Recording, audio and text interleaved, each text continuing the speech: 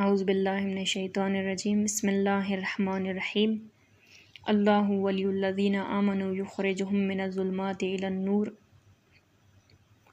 جیسا کہ ہمارے درس کا آغاز آج سے انشاءاللہ اور ہم جس میں مولا کائنات امیر المومنین علیہ السلام کی زندگی کے حوالے میں بیان کریں گے اور فضائل مولا کی بیان کریں گے اور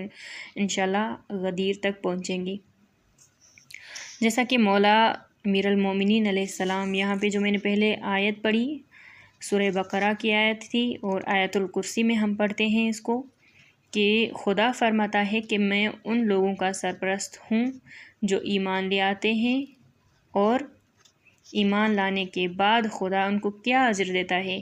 کہ ان کو پستیوں اور تاریکیوں سے نکال کے روشنی کی طرف لے آتے ہیں۔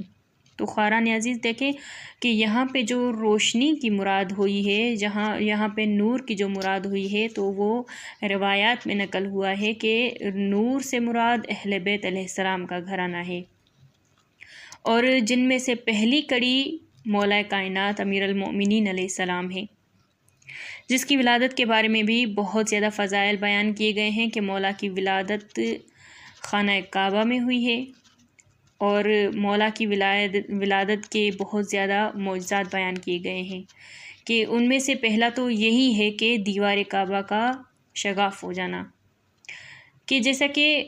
شیخ طوسی ایک شیعوں کا بزرگ عالم دین ہے جو اپنی کتاب میں لکھتا ہے، جنہوں نے امام صادق علیہ السلام کی سند سے یہ روایت بیان کی گئی ہے کہ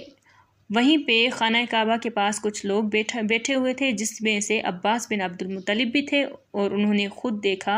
کہ ناگہاں کہ جناب فاطمہ بنت اسد مسجد الحرام میں داخل ہوئی ہیں، اور داخل ہونے کے بعد وہیں پہ کھڑی ہو کر اللہ سے راز و نیاز کر رہی ہیں، اور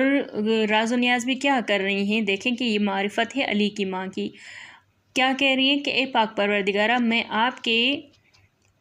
میں آپ پر ایمان لائی ہوں، آپ کے پیغمبر پہ ایمان رکھتی ہوں، جو آپ کی طرف سے کتاب نازل ہوئی ہے اس پہ بھی ایمان رکھتی ہوں۔ اس کے بعد انہوں نے کہا کہ ہم نے دیکھا کہ ناگہاں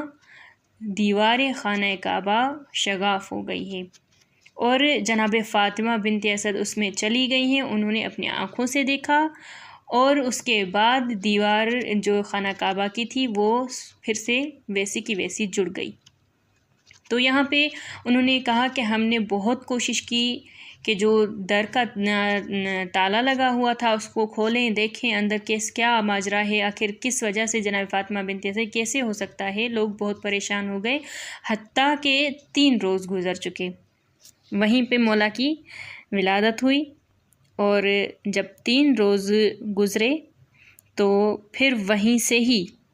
دیوار کعبہ جو ہے شگاف ہو گئی، اور جناب فاطمہ بنت اسد اپنے بیٹے علی علیہ السلام کو اپنے ہاتھوں پہ لیے ہوئے باہر آئیں، اور کہا کہ دیکھو اے لوگو، دیکھو کہ خداوند متعال نے یہ ہمیں فضیلت دی ہے، اور مجھ کو تمام عورتوں پر فضیلت عطا کی ہے کہ میں نے خانہ خدا کے گھر میں علی کو جنم دیا ہے۔ اور وہ خود روایت نقل کرتی ہیں کہ ان 3 روز میں